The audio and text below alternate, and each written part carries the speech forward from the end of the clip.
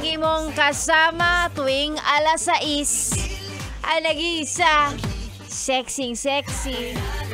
Wow, feel na feel talaga naman. Buhat na naman po natin ang ating bangko, mga kaibigan. Magandang umaga, Sexy Mega na po ulit ang niyong kasama. It's a beautiful Friday morning, January 5. Diba? Tama ako? Malilingat ka lang ng very slight. Tapos na ang unang linggo ng taong 2024. Mabilis, diba? Oh, nalingat ka lang ng sandali. Biglang, ay, tapos na yung unang linggo. As usual, ikaw na petiks lang, ay di petiks pa rin. Marami ka na bang na-accomplish ngayong unang linggo ng taong to? Sure ako wala. Kung tatanungin mo ko, di wala din, it's a tie.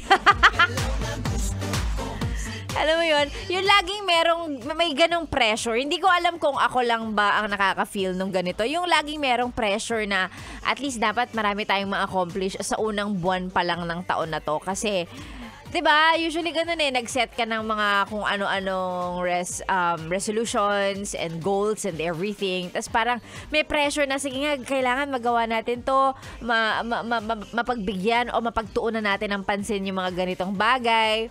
Pero ako na nagsasabi sa'yo, laging sa January lang naman yun. After ng buwan na to, hindi mo napapansinin yung pressure. Pag nag-February na, hindi, sige, ano pa naman, mahaba pa naman yung taon. Ganon. May ganong pag-iisip. Hindi ko alam kung ako lang. Kung ganon ka rin, di appear. Ay, talaga naman. Magandang umaga, mga best. And yes, Friday na naman po. Kung pareho tayo na wala naman masyadong, kumbaga wala pang masyadong nagawa kasi may hangover pa pare-pareho dun sa nakaraang holiday. Or sadyang, alam mo na, minsan tamad ka lang talaga. May isang taon ka naman para baguhin yan. Yan! Katulad na lang din ng mga nakaraang taon na sinabi mo sa sarili mo magiging masipag ka. Ay, talaga naman. Okay, si Sexy Mega po ang kasama hanggang mamayang alas 9. Ngayong beautiful Friday morning. Para sa mga pa-shoutout, opo, alam kong tapos na ang Pasko. Pero tumatanggap pa rin ako ng mga pa-Gcash kapag ka magpapa-shoutout kayo, ha? Siyempre, tapos na ang Pasko, pero ang bills, ang mga responsibilities ay hindi po nawawala, okay? Ngayong January na, kung magpapa-shoutout kayo, tapos may kasamang konting padulas man lang, ay tatanggapin talaga ni Sexy Mega niya. Huwag kayong mag-alala, ino-audit natin yan, ha? Yung mga nagpadala nung nakaraang Pasko, meron may mga nagpadala sa Gcash ko nung nakaraang Pasko. Nung nagjo-joke ako, nasabi ko, pagka gusto magpa-shoutout, dapat may kasamang Gcash. May mga nagpadala, dinonate natin yung mga pinadala nung nakaraang Pasko.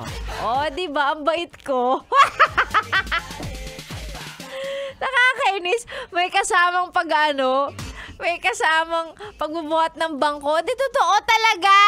Dinonate natin yon dun sa sinusuportahan nating group na tumutulong for stray dogs and stray cats. Nagre-rescue ng mga stray animals. So, totoo, dinonate ko talaga yun. Grabe kayo.